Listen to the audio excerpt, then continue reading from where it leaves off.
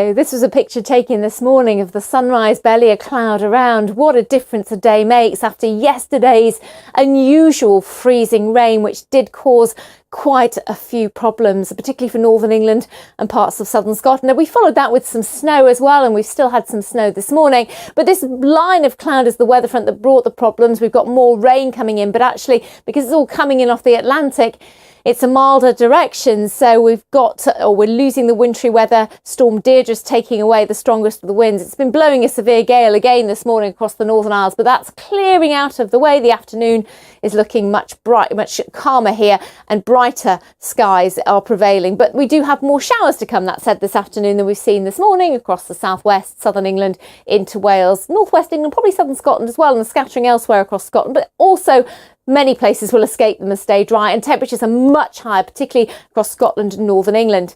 Now, through the evening and overnight, that rain continues eastwards, clears out the way, and then we've got a quieter spell of weather, a window of drier and clearer weather, which means a cold night. These are towns and cities, so just about escaping a frost, but in the countryside it'll be cold enough for some ice to form and a little bit of mist and fog with the lighter winds. And the reason for that is because Monday gives us a ridge of high pressure. It's a fairly decent start to our working week if you do have some Christmas shopping still to do. I don't think the weather's going to be particularly nasty if you're heading out and about. Just that fog first thing, and that does take a time to clear. And later in the day, the winds will strengthen for Northern Ireland, Western Scotland, ushering in some patchy rain, but for the most part during daylight it's dry and it's bright.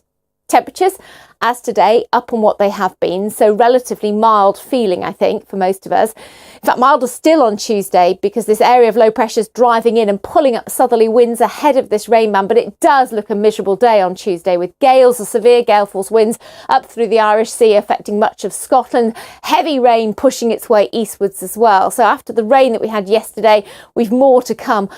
Later, obviously today, but also Tuesday looks particularly wet as that becomes slow moving, that weather front. But look at that, 9s and 10s. And later in the week, yes, not quite as wet, but it's still mild and unsettled. As ever, we'll keep you updated, and there's more on the website. Bye-bye.